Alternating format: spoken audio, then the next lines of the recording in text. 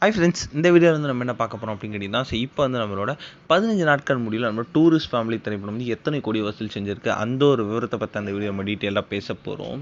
இப்போ வந்து தமிழ் சினிமாவில் வந்து அவருக்குன்ட்டு ஒரு தனி ரசிகர்கள் பட்டாலுமே வச்சுட்டு இருக்கதான் நம்மளோட நடிகர் மற்றும் இயக்குனரான சசிகுமார். ஸோ இப்போ வந்து சமீபத்தில் ரீசெண்டாக வந்து அவரோட திரைப்படங்கள் எல்லாமே வந்து பெரிய பெரிய பிளாக் பஸ்டர் அண்டு தமிழக மக்களை வந்து திரும்பி பார்க்குற அளவுக்கு வந்து சூப்பர் சப்ஜெக்டாக தான் அவர் எடுத்துகிட்டு இருந்தார்.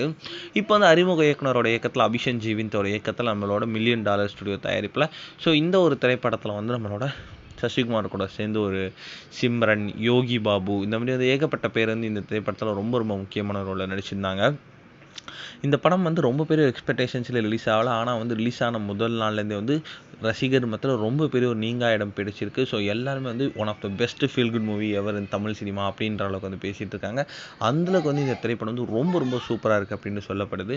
ஸோ கிட்டத்தட்ட வந்து நம்மளோட டூரிஸ்ட் ஃபேமிலி திரைப்படம் வந்து 15 நாட்கள் முடிவில் 60 கோடி வரைக்கும் வசூல் செஞ்சுருக்கு அப்படின்றது இப்போ வந்து அஃபீஷியலாக நியூஸ் வந்திருக்குங்க. இது வந்து நல்ல ஒரு வசூல் அப்படின்னு சொல்லலாம். ஸோ இன்னும் போகும் நாட்கள்